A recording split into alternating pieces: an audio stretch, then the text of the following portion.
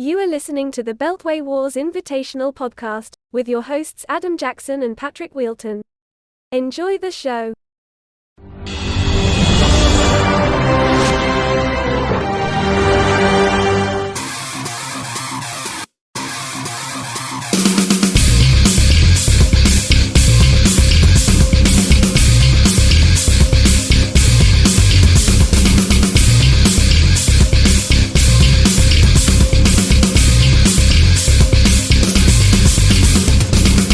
Welcome back, everyone, to the Beltway Wars Invitational podcast with your hosts, Adam Jackson and Patrick Wheelton, for your Week 1 recap. Looking at the scores, we had a lot of competitive games in Week 1, but we're just going to start off with some thoughts about Week 1. Pat, how was your Sunday in terms of watching football? How did you enjoy having football back?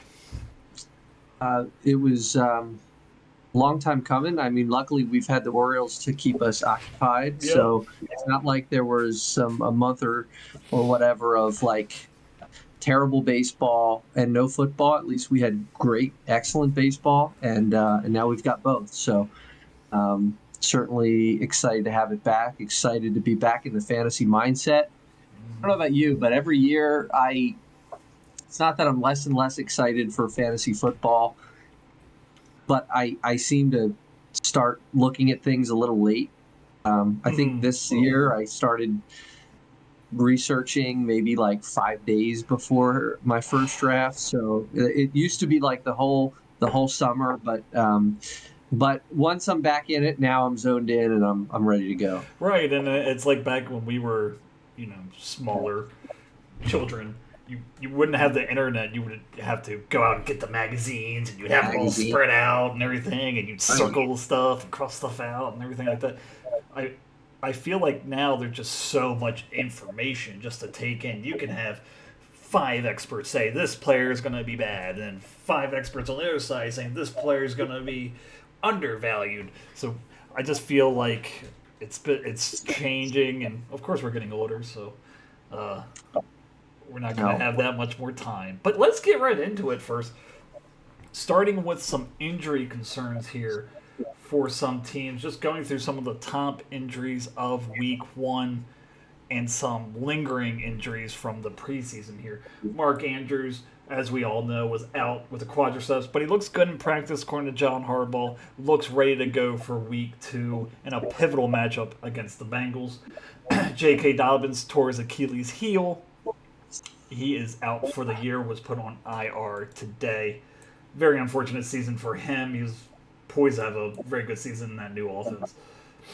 Let's see. For some reason it's not working. Hold on.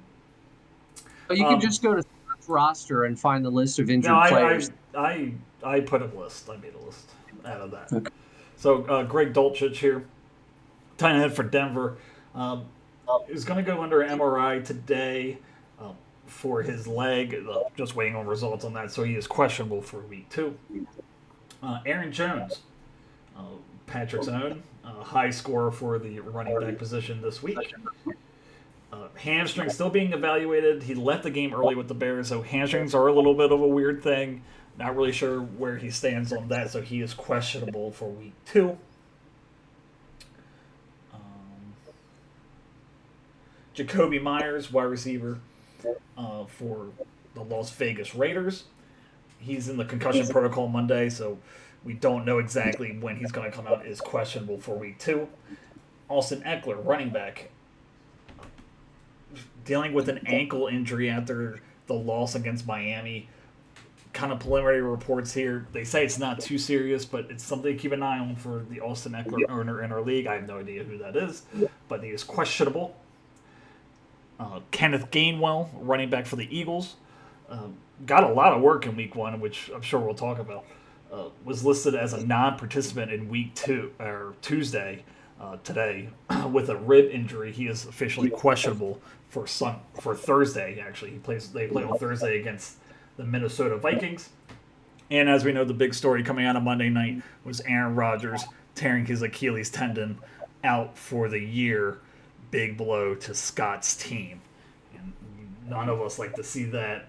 on what it should have been it turned out to be a great game, but would have been very interesting with Allen versus Rodgers for a full 4 quarters.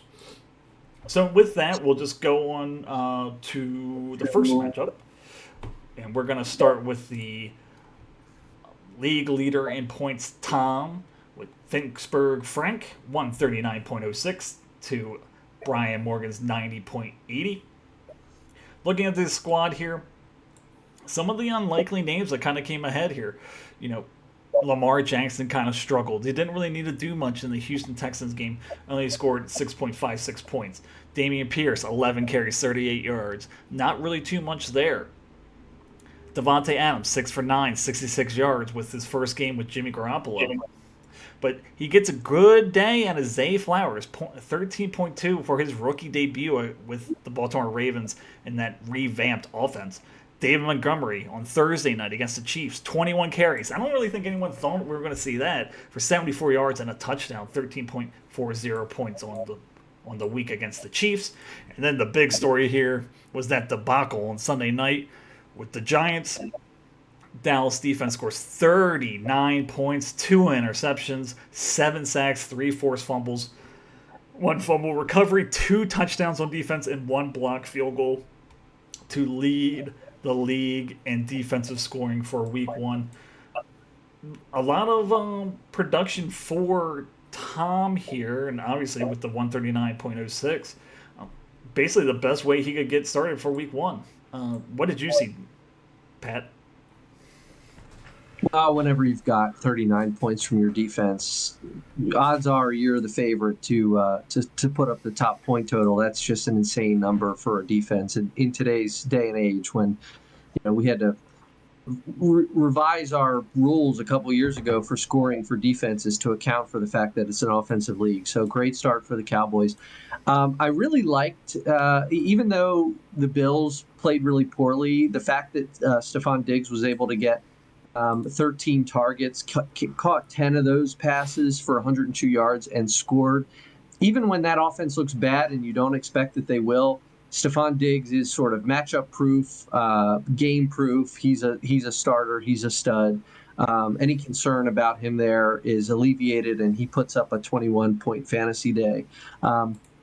The Flowers thing is certainly encouraging. That's a situation where I think immediately after that first game of his career, the talking heads and the people that saw clips of that, all of a sudden, I think probably would draft him 2 rounds earlier just based on the performance in that game. Targeted 10 times, certainly involved in the offense, demonstrated his ability to separate from guys and to juke and twist and turn in a way that I don't know that a Ravens running back has been able to do for quite some time. So really encouraging there. And you mentioned David Montgomery, 21 carries. I mean, Jahmyr Gibbs is sort of the hot, flashy Lamborghini in the garage, and then you've kind of got the good old station wagon David Montgomery. The Toyota Corolla. He's not very old. He's got something, but he was able to carry the load. Let's see, 21 carries, 74 yards. What is that, like a 3.7, 3.5? So, a plotter, but he got the job done. The Lions got a win, so and also just something to put on top of that, 80% of snaps. So, I mean, he's on the field a lot. So that's great to see for Tom. Not expecting that much out of Dave Montgomery, looking for a 50-50 split. I do think it becomes more of a 50-50 split, but hey, ride the train while you got him.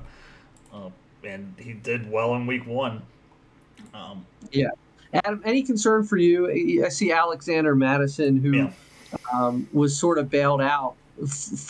You look at his line, 11 fantasy points. His touchdown did come on 3 of 4 receptions. One of those went into the end zone. From a rushing standpoint, 11 carries for 34 yards. So not much work on the ground. In a close game, a back-and-forth game with the Tampa Bay Buccaneers, only 34 yards. That's 3 yards a carry. What do you make of that? I don't really make too much of it. It was a hard matchup, I would say. The game plan kind of got out of weird. I think it's just kind of week 1 jitters. They're trying to figure out how they were going to use him. if you look at he really dominated the carries. It looked like they wanted to really throw the ball to attack this defense. So it didn't look like he was really involved just in the game plan in terms of Tampa Bay. But you like to see 3 out of 4 receptions for 10 yards and a touchdown. You like to see him part of that. And I think there are better days ahead, but he's going to get all the work. Really, Ty Chandler's really the only guy in that offense that you really have to be concerned about. Maybe some Myles Gaskins in there, but he's more the third down back. But you love to see 3 out of 4 receptions for him. I think there's better days ahead. He's a very talented player. When Dalvin Cook was out last year, he always filled in very well. So I'm not really too worried about it. I think it was just a bad matchup, a good defensive line. Maybe a subpar offensive line is not a good recipe for running backs. But I find this encouraging that he had such a low total, but he was still involved in the passing game, still got his rushes in, even sneaked in for a touchdown. So I'm not too concerned about that after week 1. But I think that's all. Do we want to look at the bench here? Nothing really to mention in terms of Tom's bench here. He had Kenny Pickett, who had a rough day. Rashid Rice, who is a rookie in that Chiefs offense. He did have a good day, 3 for 5, 29 yards and a touchdown, but you need to see more out of that. And Tank Dell, is his name Tank Dell? Yeah. Definitely got that. Is it? Are you sure? Wait, no, that's a different Dell. Yeah. No, it's Tank Dell. It's Tank Dell. No. I just pulled it up. Was 3 for 4, 39 yards. It looks like his bench is a lot of just kind of dart throws, not really much depth here. That would be very interesting to see going forward if there are some injuries in his starting lineup. But going over to Brian here, 90.80 points here. Just a lot of disappointment out of week 1 and what should have been some good matchups here. Jalen Hurts only runs the ball 9 times for 37 yards and loses a fumble. Only throws for 1 touchdown, and kind of a sloppy game for the Eagles against the Patriots in their win. You got Khalil Herbert, 9 for 27, kind of like a stat line of Alexander Madison, but not without the touchdown here. Just kind of plotting against Green Bay. Maybe game script got in the way for that. Javonte Williams, my goodness. 13 for 52, nothing really great. Could have salvaged his day with a touchdown, but doesn't get in. Terry McLaurin, 31 yards. Mike Williams leaves the game early with 45 yards. The best thing out of Brian's team here was Breece Hall. He looked great on Monday night. 10 carries for 127 yards. He didn't look as explosive as he did last year. I think that 83-yard run yesterday would have went for a touchdown if he didn't tear his ACL last year, but looked good. And the average is what 12.7 yards per carry out of the first week. So definitely a little good news to see for Brian here. You scored 90 points. Is there anything you see from his bench or his quarterback that before week 1 would you have inserted someone else instead of one of the people that he put in as a starter? Would I? Well, probably not. I think he's got the right start-sit decisions. I think something I'm noticing here with the running backs and wondering if it's something to monitor going forward, but these running backs didn't get a whole lot of work on the ground either. We talked about Madison on the other side, but Khalil Herbert, 9 carries. Javonte Williams, 13 carries. That's maybe okay, coming back from an injury. And then Breece Hall, very efficient, but just 10 carries for him. So right. I'm wondering, we know it's a trend in the NFL of less carries for running backs, especially in light of the kind of the concerns from the running backs in the league regarding their sort of the span of their career and how much they're getting paid, the amount of pain they take game in and game out. Yeah. But so something to monitor. I think I want to say the Denver coach, somebody said, they're going to start him off in the season a little bit lighter and have him fresher toward the end, which makes sense. But just something to monitor with these running backs on this team as the season goes on. And for sure, Brian was really hurt. He kind of reached in terms of his draft. I think he was pick number 2. He picked Travis Kelce. Wasn't available week 1. Obviously, when your first pick doesn't play, it's kind of hard to bounce back from that. But he should be good to go in week 2. Obviously, you're going to put him in front of Garrett Everett if Travis Kelce is on the field. Let's go to our second highest score. That would be yours truly. Adam Jackson beats Jake Krieger 132.12 to 112.32. Just looking at my board here, obviously the one thing that stands out here is Tyreek Hill just has a monster game, 11 for 15, 215 yards and 2 touchdowns. He was uncoverable, and I don't know what the Chargers secondary was doing. They could not keep track of him. They could not get their hands on him. He was just running wild, and it ended up being a huge fantasy day for Tyreek Hill. Amon-Ra St. Brown also had a good day against Kansas City, 6 for 9, 71 yards, and a touchdown. And Mike Evans getting 10 targets from new quarterback Baker Mayfield, 66 yards, and a touchdown on the day. Good to see for me here. Just looking at it here, I obviously drafted very heavily in terms of wide receiver talent, and that seemed to work out for me in week 1. Yeah, well, again, 39 points. That's what the Cowboys had. That's what Tyreek the Freak had. Cheetah, as they call him, really. I don't know. I didn't watch much of this game or see much of this game, obviously, but I don't know if they just said, hey, we're going to stop one of the wide receivers. I don't remember hearing too much out of Jalen Waddle. I don't know what his final stat line was, but I'm wondering if they just kind of put all their eggs in one basket and left the other basket wide open for the entire game. But Tyreek Hill, certainly, I think this Miami offense, any concern about Tua, a guy that I have and I liked coming into the season very much. I think he was underdrafted because people thought, well, coming out of this concussion, what's it going to look like? Is he going to be? But so far, he's off to the pace that he started on last year when he really showed that he can be an elite level quarterback. He threw for a gazillion yards on Sunday.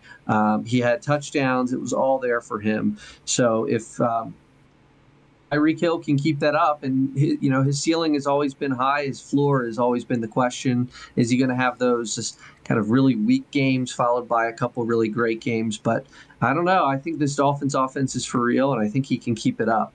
I just one question for you. Sure.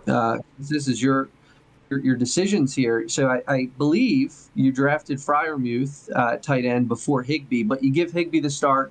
It ends up being close. Higbee just a couple tenths of a point less than what your other guy had, Freiermuth. But what was your decision like to start Higbee there against Seattle? I think it's more we're just looking at my tight ends. Obviously, I waited in terms of getting Freiermuth and Higbee. I think that throughout the year it's just going to be matchup based. Pittsburgh going against arguably the best defense in the NFL, San Francisco. I did not like that matchup. San Francisco has great linebackers. Fred Warner, one of them, able to cover, limit the opportunities of the tight ends and their ability to get open. I just thought Seattle's defense was a little softer, and the amount of targets that Higbee should have got, I thought should have been higher in terms of there was really nobody able to catch the ball for the Rams other than Van Jefferson, who had a couple drops, actually. So I just thought the volume was going to be better for Tyler Higbee. It did end up being, and now Freiermuth is hurt. He bails his day out by getting a touchdown, but he was 1 for 4 for 3 yards and a touchdown. So I'm okay with that decision, but I think that's just how it's going to go all year. I think Freiermuth has the higher ceiling, but for right now, it's just going to be matchup based. And then you also make the decision to start Dak Prescott over the young guy, Anthony Richardson. And I wonder, assuming Richardson is healthy in week 2, he's got a tough matchup against Houston in terms of a defensive matchup. And let's see, Dak Prescott in week 2, are you going to be faced with another decision here?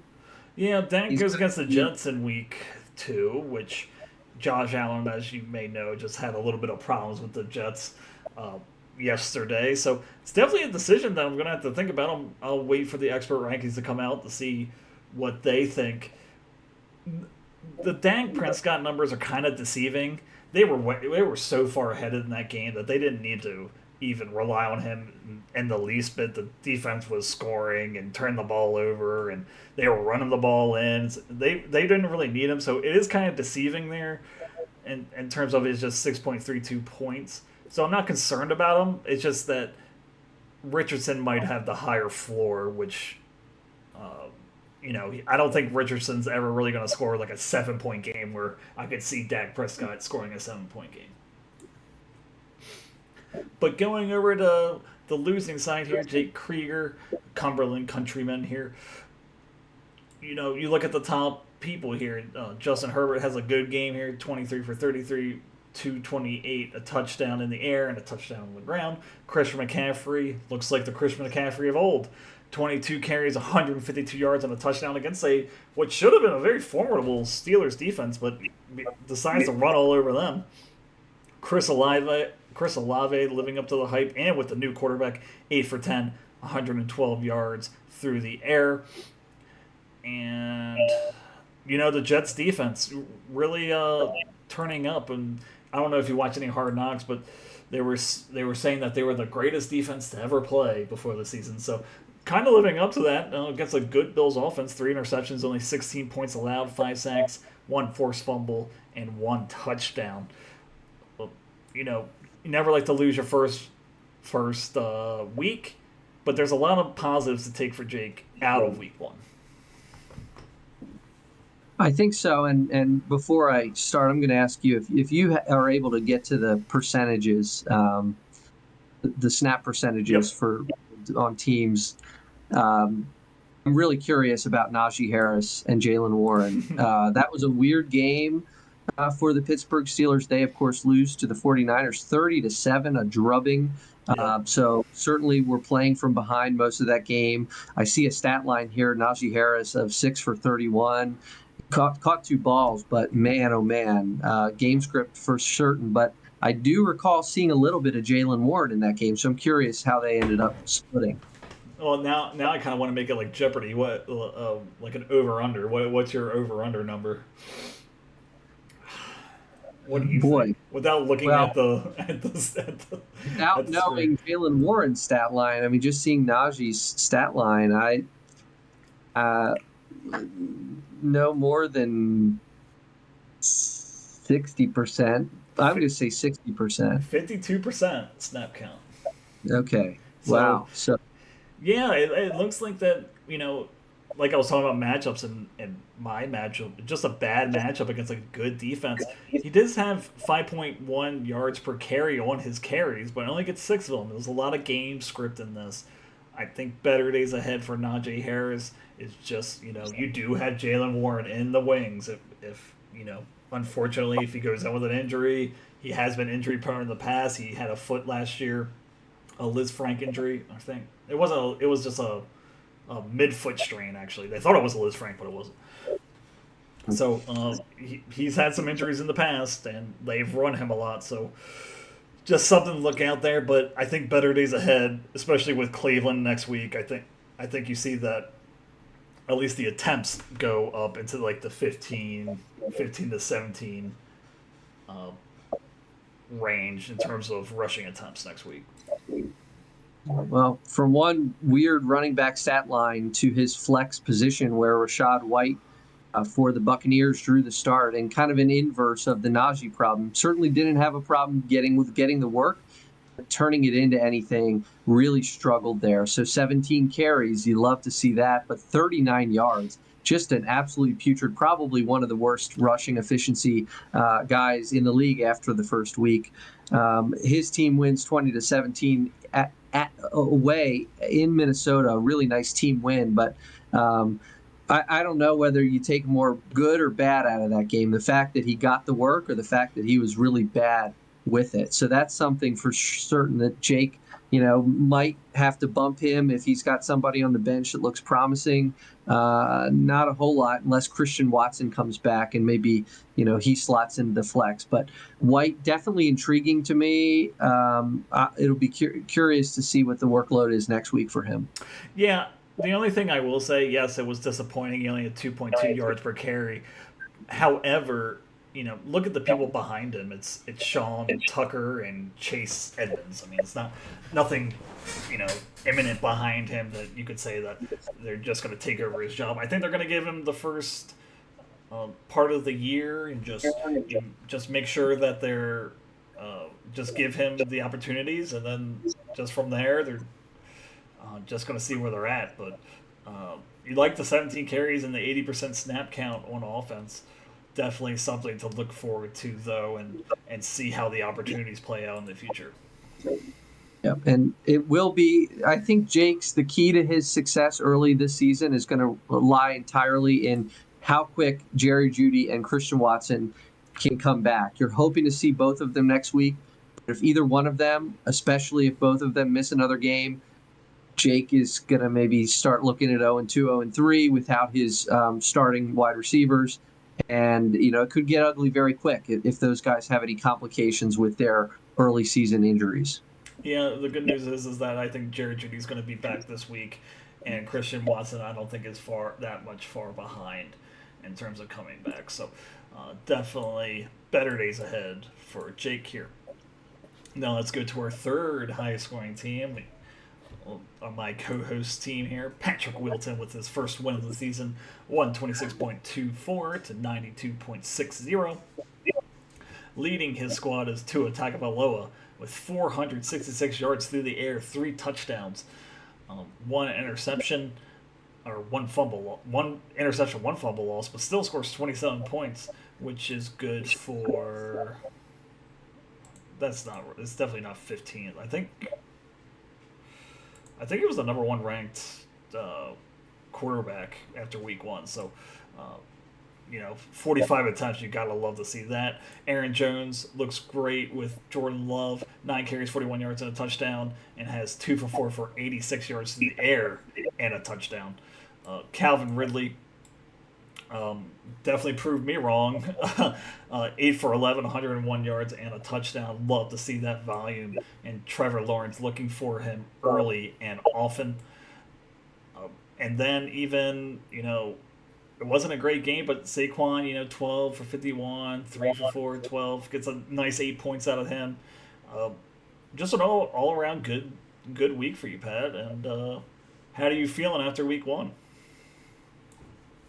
I'm really glad that I had 3 players that went over 20 because the rest of the team was under 10. So it was a big boom or bust week, but a lot of players really in that kind of 6 to 9 point range. The only one lower than that was the Steelers defense in a tough matchup against the 49ers. So even the guys that didn't, get into those double figures, they're scoring 7, 8, 9 points. Jahan Dotson, Saquon Barkley, you mentioned, he'll have better days ahead. CeeDee Lamb held under 10, just caught 4 balls.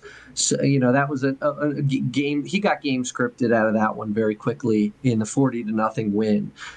James Conner, 9.5 points. So I think generally encouraging to see kind of the depth and the floor that a lot of these guys demonstrated in week 1. It might, if I end up having to live by these kind of high point scorer days, I think I've got guys on this team that can do it. So we'll see. I think I also got pretty good bench production. So I think I'm pretty deep right now. Lots of work for Brian Robinson with the Commanders, 19 carries for him. Nico Collins kind of fell on draft boards because of the Texans offense, but he is the number 1 unquestioned wide receiver in that offense. It's just CJ Stroud is a big question at quarterback. How quickly can he acclimate to the NFL? But 11 points in his first week for Nico Collins, 11 targets against the Ravens defense. And Romeo Doubs in the absence of Christian Watson, new quarterback there, Jordan Love. He comes out and finds Dobbs 4 times for 26 yards, but he gets into the end zone twice. So the fact that they're looking for him in that offense, granted there's injuries, is optimistic moving forward. Yeah, my question is for you, just in terms of Jahad Dotson here. Is there anyone on your bench that Romeo Dobbs, you like the numbers, you like the fantasy points, but you don't really like the, snap count was only 48%. He only got 5 targets, but he got 2 touchdowns. But Nico Collins with 11 targets. I mean, Houston should be behind most of the season in terms of, just being a young team and not too much expectation. So he should get a lot of work. Are any of these 2 people or another person? Are you concerned about Dotson? Do you think it was just a kind of a weird game? Because that's a plus matchup against Arizona team that's just not very good this year. Yeah, I mean he got 7 targets, pretty decent for him. It'll definitely be a question moving forward. Dotson next week actually has a decent matchup, I think, against the Broncos defense, who the pass is a little leaky. But certainly Nico Collins is worthy of consideration. So it's going to be a tough. He's also got some juicy matchups coming up, including Indianapolis next week. So that will definitely be a decision point for me at that position for sure. Mm-hmm. So let's go over to the losing side here. Oh my gosh, if it would move, that would be Scott. Just really unfortunate here. 92.60. I think he's the most snake-bitten team so far this year in terms of injuries. Just looking at his squad here, of course, the biggest news is Aaron Rodgers. Only gets 1 pass rate, 0 points, out for the season.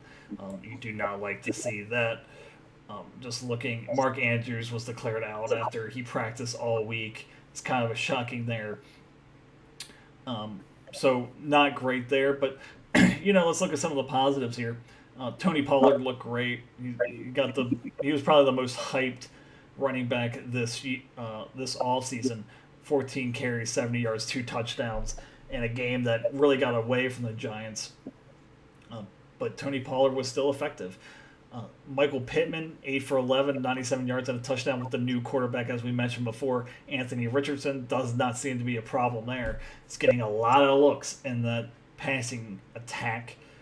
And then looks like even DeAndre Hopkins, 7 for 13 targets for 65 yards. Tannehill was not really that effective, but he was looking for Hopkins early and often.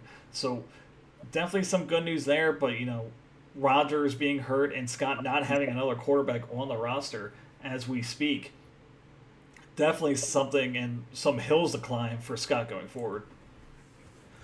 Yeah, some really steep hills. I mean, those are some players that he's been missing and will be missing for Cooper Kupp at least several more weeks until he's off of IR, and for Rodgers, he's gone. So really just unfortunate.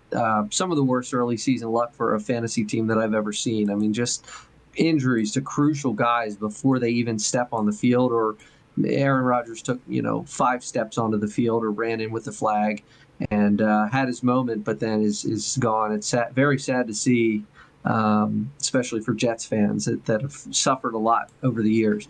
But other than that, I mean, the thing about it for Scott is there are a couple bright signs on this team, first and foremost of which is Michael Pittman, who goes 8 for 11, 97 yards and a touchdown with the rookie quarterback at the helm.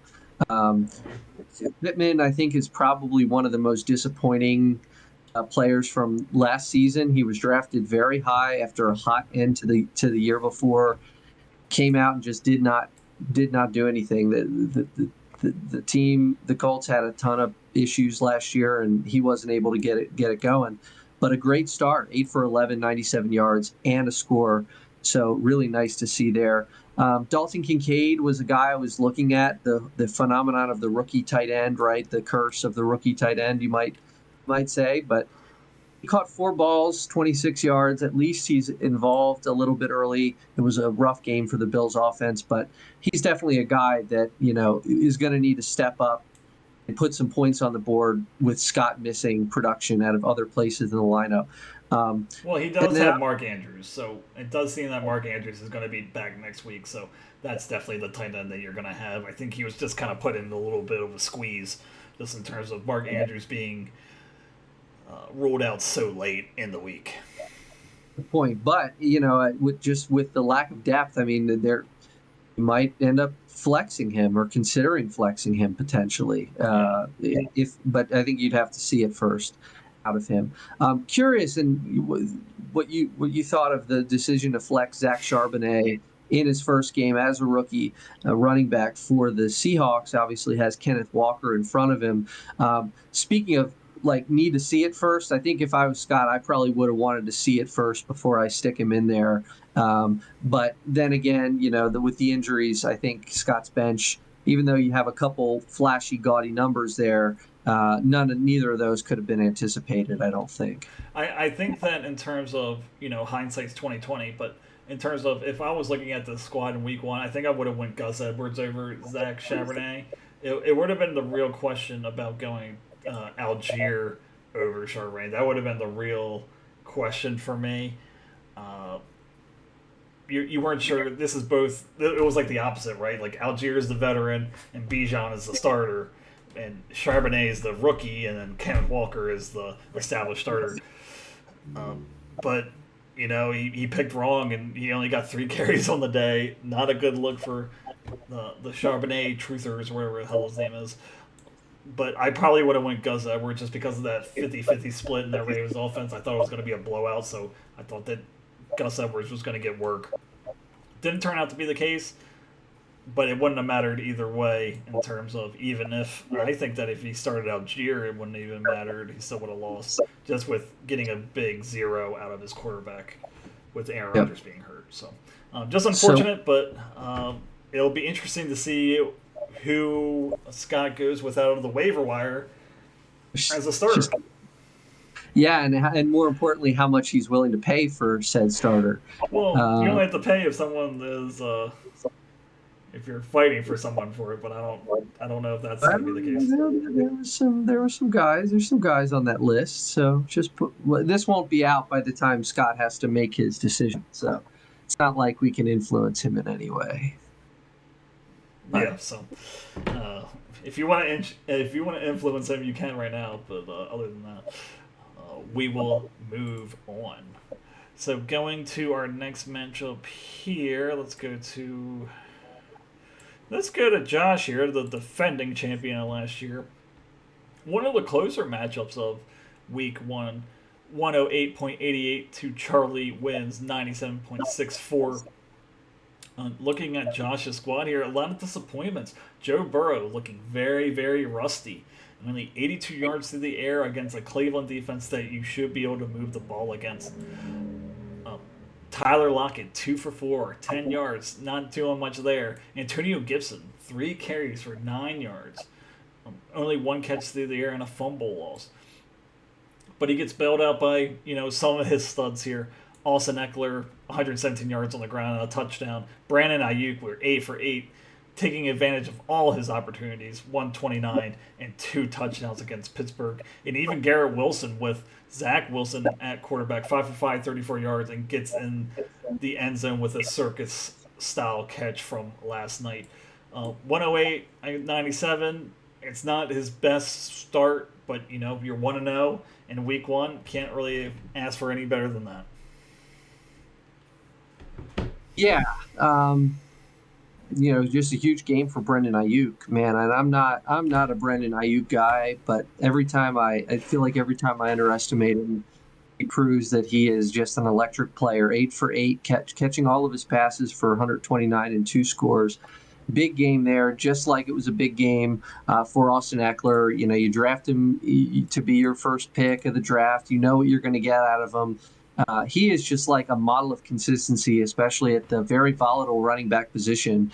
To do what he's done now for, 3, 4, 5 years, consistent, high-end, elite-level production for Eckler. He starts the year 16 carries, goes 117 yards, catches a touchdown, 4 for 5 through the air for another 47. So he is just the jack of all trades. And This point total could have been even bigger. He tops the 100 mark, but could have been even bigger. And I think it will be once Burrow kind of regains whatever he lost, his mind, his balls, his luck, his everything in that first. And the Browns are really having fun with that win, by the way. Their social media team is really letting the Bengals fans have it for sure. You heard what Jamar Chase said.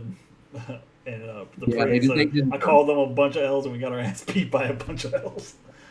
There you go. So, yeah, defending champion goes 1-0. You like to see that. It's just there's some questions here in terms of his squad. Tyler Lockett. I mean, is that just more of just a bad game? 2 for 4, 10 yards. A somewhat competent Rams offense, and Antonio Gibson. The Brian Robinson kind of really took over that role, at least for week 1, scored all the points. Which one are you more concerned about after their week 1 performance, Tyler Lockett or Antonio Gibson? I think more Gibson. Certainly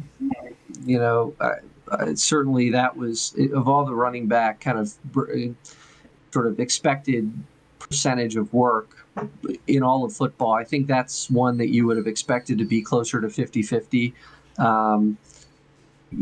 Gibson is very much more the he's the sort of the pass catching running back, right? Compared to Robinson's slower plotting style.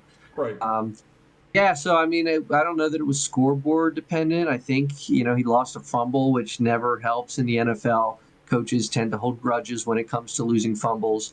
I don't know. I think I'm more concerned about Gibson, but certainly concerned about Lockett. I feel like there's too much hype for the receivers in Seattle and not enough quarterback to sustain that hype. I don't know. Geno Smith, rough start to the year, 13 points for the Seattle Seahawks offense. Yeah, and that's really the main thing for these Seattle wide receivers is they're going to go as Geno goes, and if there's any sort of regression from last year, he ends up as a 13th quarterback.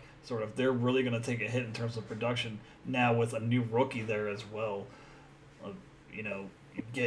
I think he had like 6 targets yesterday, so definitely less targets to go around. And I think these floors are just lower for the other 2 Seattle wide receivers in terms of Lockett and Metcalf here. I will say, go ahead. 16 for 26 completions for Geno Smith, 112 yards. Took off on the ground just once for 6 yards, so not doing it through the air or on the ground for Geno Smith.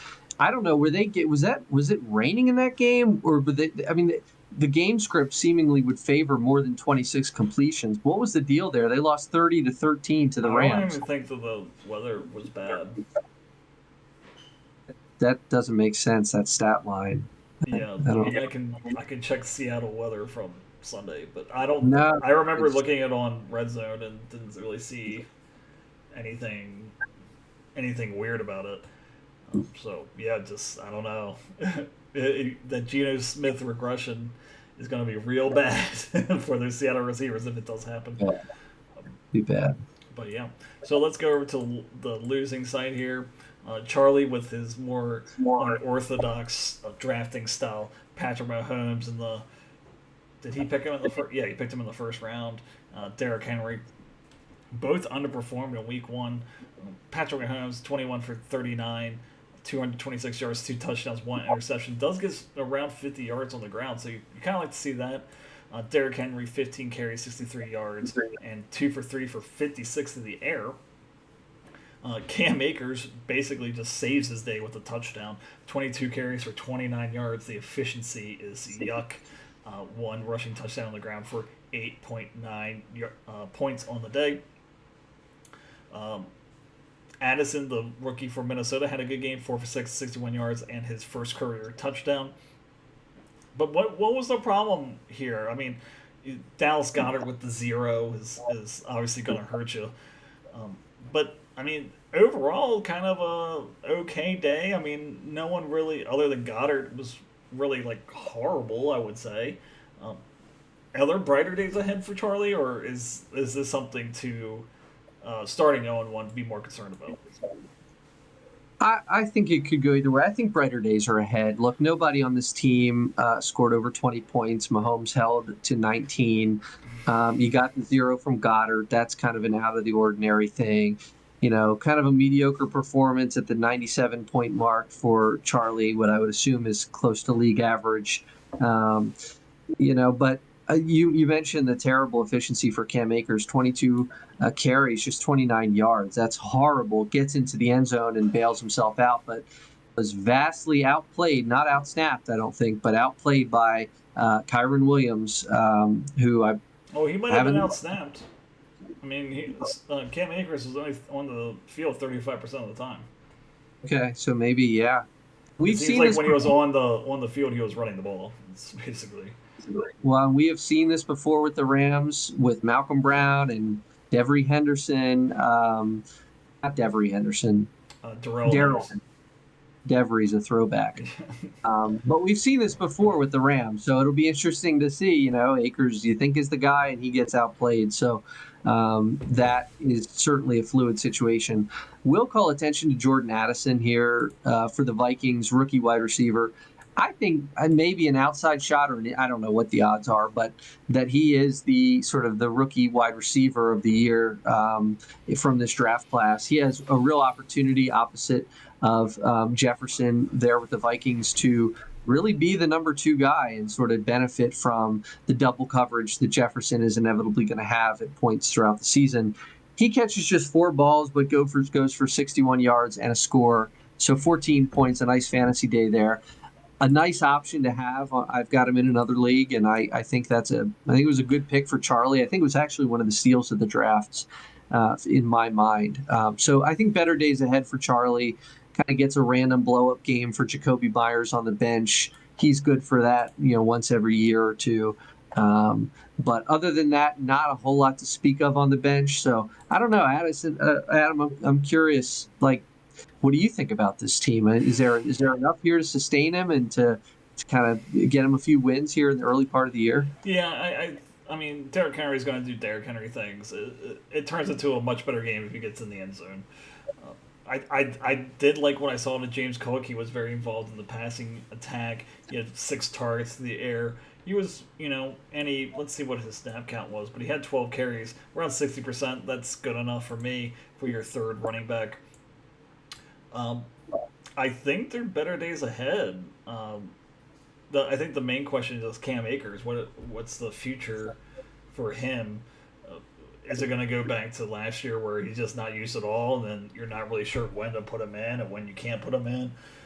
I think it just all comes down to Cam Akers, and if Patrick Mahomes can get on the same page with his young wide receivers, I do believe that's going to happen. But I think it's a big question in terms of just early in the season. Can he get on page with these receivers quickly so that fantasy managers don't get in a hole that they have to dig themselves out of later in the season? But Charlie starting 0-1 on the season, and our defending champion is now 1-0 on the season. Let's go to. I think we have 2 more. 2 more? Yes, Dustin and Mike. You want to do Dustin and Mike? Okay. Sure. The closest matchup of week 1 that ended actually in a stat correction in Dustin's favor. So that's how close this game was. Dustin takes the victory with an 80.06 to a 79.64. Mike texted the whole entire group this morning and said, "I can't believe I'm 1-0 after this horrible week." And I said, "Hey, buddy, sorry to tell you, but you're not 1-0. You're 0-1 because of this whatever the stat correction was. I don't know if it was a Josh Allen fumble or probably something with the Bills' defense. The yards was probably different." But yeah, very heartbreaking defeat for Mike here. But let's start with Dustin here. Talking about injuries, Dustin's another one of these teams that's having injury problems very early. DJ Shark was out for this week. J.K. Dobbins tears his Achilles tendon. He is now out for the year. And Jonathan Taylor is out until week 5. But Dustin still finds a way to win. Deshaun Jackson gets 20 points in the season opener against a Bengals team. Wait, hold on one second. But actually, there's not really much more to talk about here. Maybe Jalen Waddle for 578 yards, but he was outshadowed by Tyreek Hill. Jamar Chase has a pretty horrible day, and with the Bengals offense had a pretty horrible day. Jamar Gibbs, I did like what I saw out of him on Thursday night, 7 for 42. He was very explosive. It will be interesting to see how his role expands in that Detroit offense. But, you're going to have some of these weeks where, it just doesn't mesh, doesn't gel. Your players aren't scoring touchdowns. And if you can win some of those games, it can really set you up for in the future. Yeah. As of now, Dustin is either going to have to start Samaje Perine or Deion Jackson as his RB2 next week and for the foreseeable future, unless Jonathan Taylor comes back. So it just seems to me like Dustin has got his $100 to spend, and Dustin historically as a person is a very frugal person, or at least used to be. So it'll be interesting to see how much he ponies up for a Kyren Williams, for any of these other guys who, after week one, there's always a few running backs that you consider.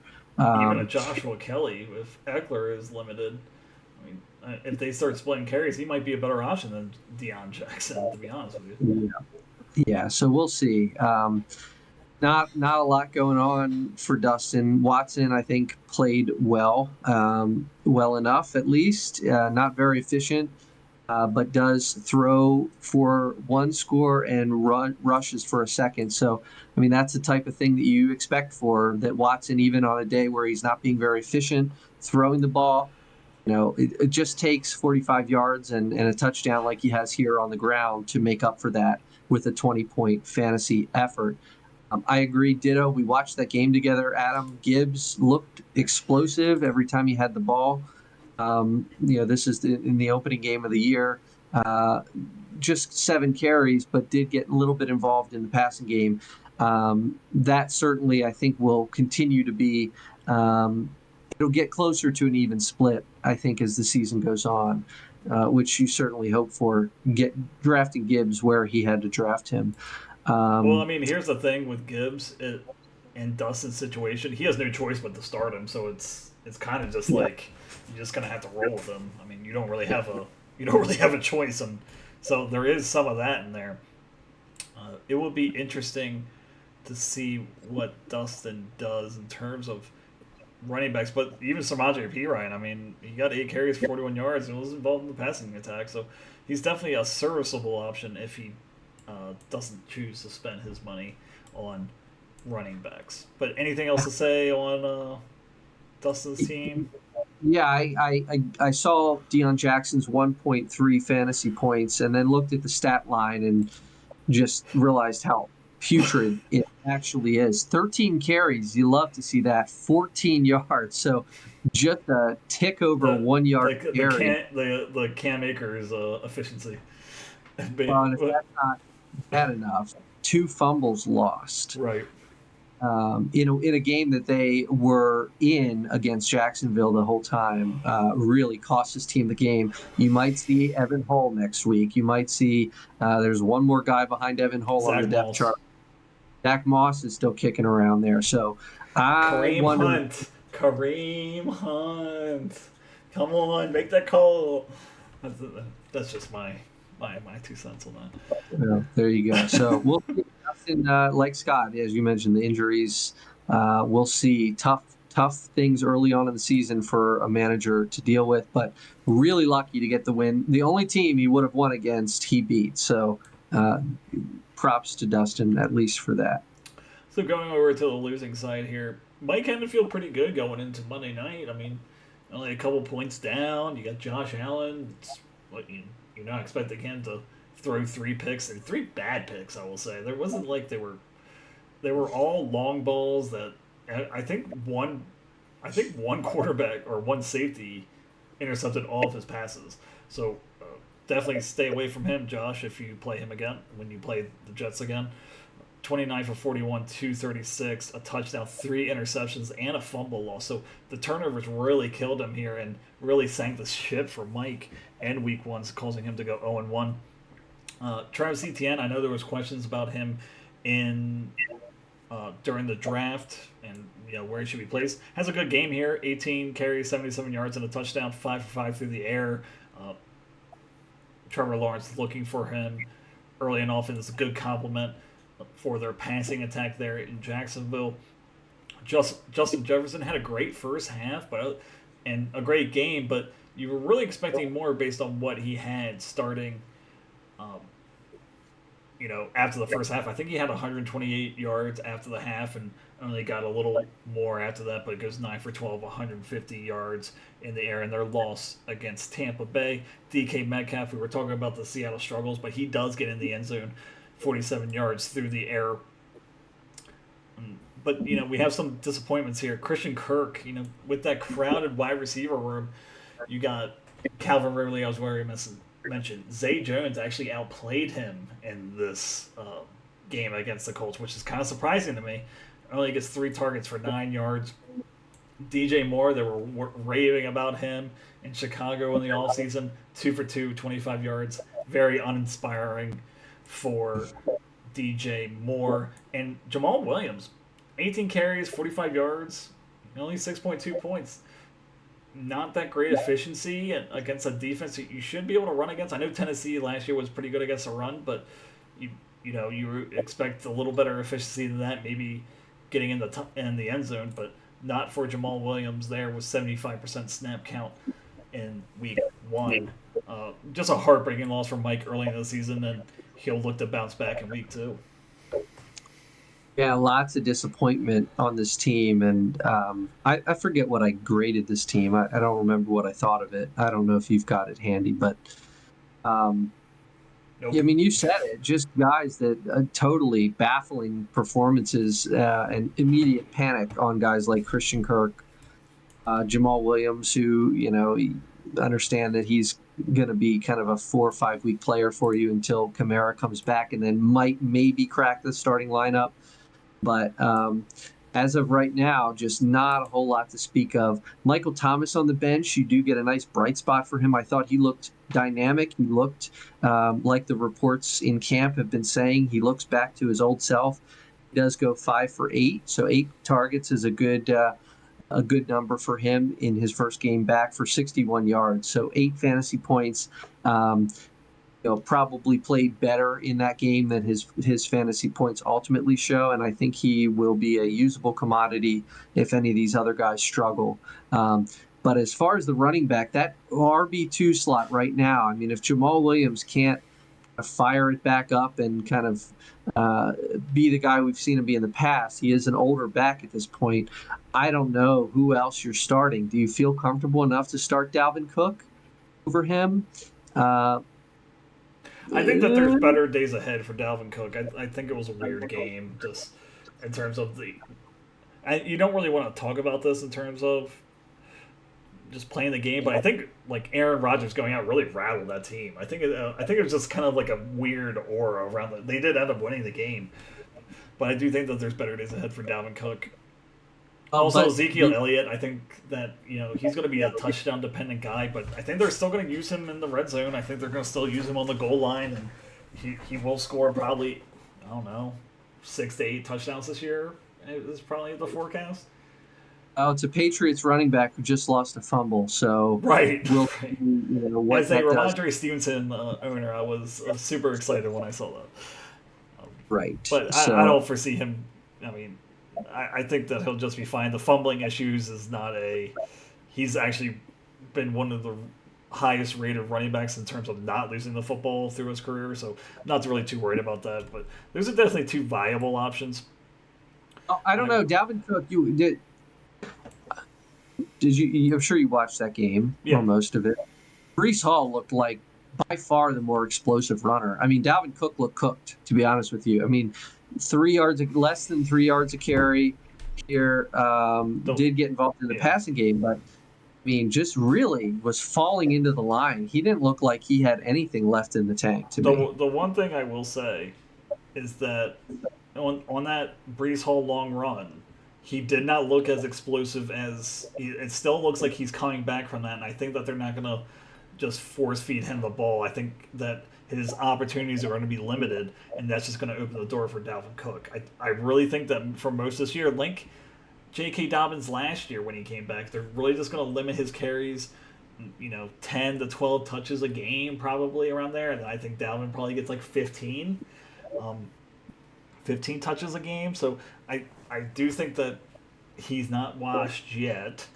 He's definitely not, a top round pick in fantasy anymore, but I do think that he's a viable option for a number 2. And then, you can start Michael Thomas for Christian Kirk if that continues to be weird. Is Rodgers going down improve the outlook for both Jets running backs? I would say yes. Just because they're not going to ask Zach Wilson to do too much.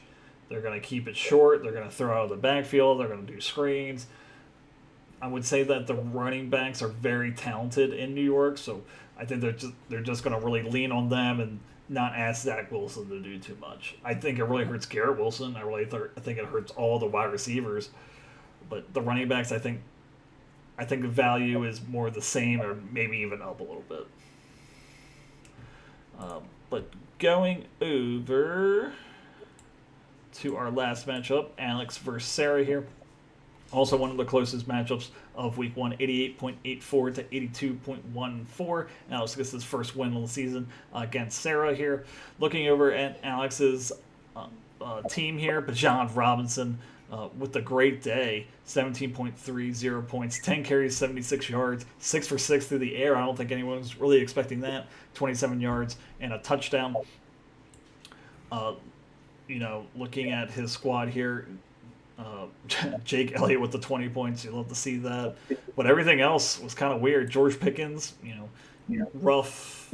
It was a rough day for Pittsburgh, but does get 7 targets, 36 yards. So at least Pickett was looking for him. Jay goes with 8 points. Kind of a weird game there. He goes 1-0, one of the lower scoring games of the week. T. Higgins with the 0 for 8. That's kind of hard to do.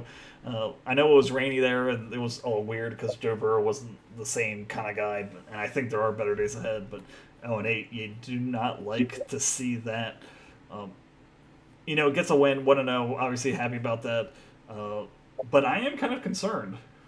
There's a couple players here that I'm kind of concerned about. I'm concerned about Higgins. I'm concerned about Kittle. I'm concerned about Swift. There's just a lot of players that he put in the starting lineup that I don't think I'd feel very comfortable with starting week in and week out. Yeah, well, and so the 3 names you just mentioned, so you started with T. Higgins. He's a 3rd-round pick. You go to George Kittle, he's a 5th-round pick. And DeAndre Swift is a 6th-round pick. So you're talking about guys that you're concerned about struggles with 3 of his top 6 picks in this draft. So that is definitely a scary thing to be facing down. Bijan Robinson, on the other hand, is, I think, as advertised in his first game. The touchdown run that he had, I think that was on a reception, actually, Yep. But he looked amazing. I mean, just shifty, fast, elusive. He looked like everything you were hoping he would be. But Josh Jacobs here, just very mediocre against, I think, with a Denver defense that I think is pretty good up front, if I'm not mistaken. Yeah. I could be wrong about that. No, they don't have Bradley Chubb anymore, but I think they are pretty good up front. They're pretty good. So, I mean, just mixed bag of results. Thankful for Jake Elliott here, who puts up 19 fantasy points. That certainly, the difference in this one was only 6. So a low-scoring week generally, I think, for Alex. Definitely better days ahead. To get a win with terrible wide receiver production, I think is a good sign. I think things will be better for a few of those guys in future weeks. I just think my main concern, and we can talk about him a little bit here, is DeAndre Swift. 29% snap count, only 1 attempt of rushing, and 2 targets in the air. He worked behind Kenneth Gainwell. Like, did anyone really see that coming? They went out and signed DeAndre Swift, and then he's working behind Kenneth Gainwell. Why did they even? And Rashad Penny was out of this game. He was ruled out before, so definitely some concern there for Alex here. Drafted with this in the 6th round, the 6th pick of the 6th round. Definitely some concerns there. Will definitely be interesting to see how that goes forward. Yeah, but any comments on that? Well, yeah, if it's he's kind of in that have to see it now range to feel comfortable. With 1 carry, do you really feel like you can run him out there in week 2? You probably don't. Of course, then you'll sit him and he'll go off because that's the way fantasy football carries. Yeah. I mean, either Juju Smith-Schuster or Darrell Mooney, 2 veteran wide receivers at this point, both on the bench, go 4 for 7, respectively, for both of them. Mooney gets into the end zone, has a nice fantasy day.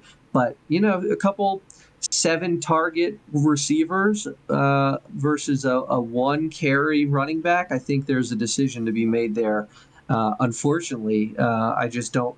It'll be really interesting to see what he does with that. Yeah, I think that, between Higgins, I'm not really too worried about Higgins. Jacobs, I'm kind of a tiny bit concerned about, but, you ride that one out. That's the ride or die. There's nothing you can really do about that. It's just Swift is just like, wow, the usage was just, they signed him in the offseason. He's supposed to be this, shifty, explosive back, 3-down back, and only gets 1 carry in the opening week. That's kind of scary if you are Alex. But going over to Sarah here, starting off, starts off 0-1. Don't like to see that. Justin Fields, kind of interesting here. I expected better out of in terms of the passing. 24 for 37, 216 yards. It kind of looks like the same thing of last year, where he's kind of like a so-so passer, but he makes up with it with the rushing. But he only had 60 rushing yards and no touchdowns and a fumble loss. So yes, his ceiling is low. It's 15. He scored 14.5, so not that big of a deal, but just, you don't like to, you need more, if he's going to throw like that, you're going to need more rushing yards. You're going to need that, 100-yard rushing day to make him valuable. Going down the list here, Nick Chubb has a good day, 18 carries, 106 yards, 4 for 4 through the air. A.J. Brown, I kind of pooed him in the post-draft analysis, but 7 for 10, 79 yards, gets in a touchdown. She wins this game. So with that, Drake London, though, this is the one, because I have him in another league, so this is what I want to talk about. 0 and 1 target for the number 1 wide receiver on this team. That is a concern, blinking, flashing the lights, red alert. That is something to really be watching about, and maybe is in the same kind of boat as DeAndre Swift. Just kind of have to see it before you believe it. But going on the board here, let's see any other things. Chris Godwin, 6 targets, 51 yards. You kind of like to see that. Baker's definitely doing his best to get his playmakers the ball. But other than that, not a great week for Sarah. Only 82 points, second worst this week. I think only Mike had lower. Mike and Dustin. 4th lowest. I think there was but definitely in the bottom quarter here or 3rd. But I mean, what do you? Let's start with Drake London first. Drake London. 0 for 1. Excuse me, Drake London. Pitch hitter Drake London. That's what I'm going to call him. He goes 0 for 1. He continues to be kind of an enigma. He started out, if you remember, last year hot for the first few weeks, and then cooled off for the next 6 or 7, and then finished the year kind of coming around a little bit. New quarterback in that system. Maybe you hope that sort of that. Well, it's not a new quarterback in this. I mean, it's still Desmond Ridder from last year. Oh, was he there? Was he up all year last year? Was he playing? But it was Mariota. Remember, was the first half, and then they went to Ridder in the second half. Okay, so and London, I guess, had a mixed bag with both of them. So, correct.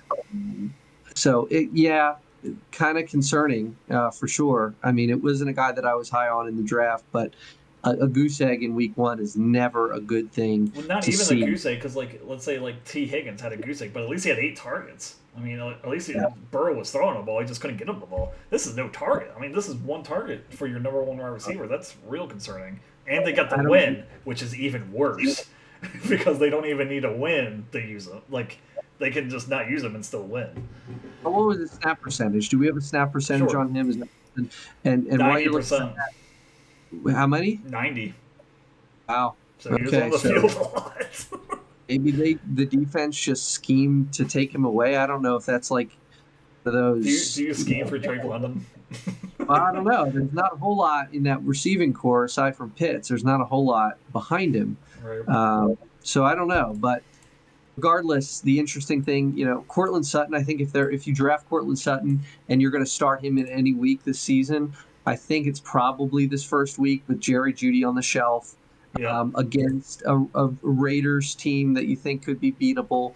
Goes 4 for 5, 32 yards, gets into the end zone here. He was a guy, I think when she drafted him, I really liked the value that she got and thought he might be able to crack the starting lineup this week, but left on the bench and leave some points there with him. Yeah, definitely this was the week to use him. Just looking at her bench here, I think there's better days ahead for Daniel Jones. I just think that whole that whole game was just crazy. I think that just really got away from him. So I would say Daniel Jones, Justin Fields. Justin Fields, you're definitely starting, but definitely some good floor value for Daniel Jones. I think this is definitely going to be his lowest scoring week this season. And Sam Laporta, let's talk about him for a sec. Yeah, me and Pat were watching the game on Thursday together, and we saw him. He looked good. 5 for 5, 39 yards, 83% snap count. So that's definitely an offense that's going to be able to move the ball. You just like to see him used more in the red zone for him to have any value. But definitely a little sneaky pick by Sarah just to get him. She has David Njoku, who is just kind of like a guy. So if Laporta can get more involved in the offense, more involved in the red zone, he could definitely be a sneaky tight end pick going forward. Yeah, especially if David Njoku struggles in this one, 2 for 3, 24 yards. I guess didn't need him in the win against the Bengals. I expect him to improve moving forward, but could that become an option of Laporta? That might be a game script, a matchup-dependent decision for Sarah. I think she just gets a little bit unlucky here, just kind of going through this once again. No touchdowns really from any of the skill position guys. Nick Chubb doesn't get into the end zone. His line would go from 14 to 20 plus, with a score. So Ken Walker didn't get in. AJ Brown, Drake London, Chris Godwin, all guys except for London that had pretty good weeks, decent efficiency wise, but just couldn't get that touchdown to add to. Yeah, I agree with you there. But let's go over week 2 just real quick. We're just going to not really preview the matchup, but just say who's playing who here. I'm playing Sarah in terms of week 2. Jake is playing Scott here. You are playing Alex. Charlie is playing Brian. The leader of the points in week 1, Tom, is playing the lowest point total, and Mike in week 2. And Josh is playing Dustin in week 2. Should be some exciting matchups here for week 2. But yeah, I think that's all we got, right? Do you have anything else you want to say or want to go through? Or no? By the time this goes out, I believe waivers will have processed, unless Adam's pulling an all-nighter to get this thing loaded in and sent out tonight. Not that anyone will be able to watch it, but yeah, so waivers will have gone through, I guess, at this point, and I haven't even looked at them yet. I haven't even figured out in Sleeper how to put a bid in yet, so I'm going to be doing that afterwards. Hopefully the UI is good. Let's hope for some good UI. Okay. As you can see, I have 2 right here. If you can see on my shared screen here. Oh, I'm not sharing my screen, but I have 2 right here. It says a little 2 right there. But yeah, it's very easy. So, but if you do have any questions, just you can just reach out to me or Pat, and we can walk you through it. But it's pretty easy. Let's make a bet here to end this. Um I want you. I'll give you an over under, but I'm gonna make you pick the number. Okay. Um,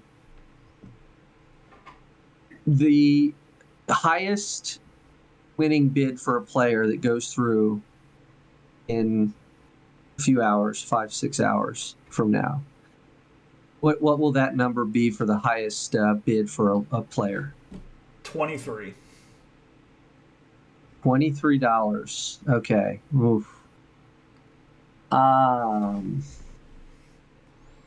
gonna I think that's a good over-under number. take the under. Okay. 23. Take the under, but it'll be interesting Perfect. to see.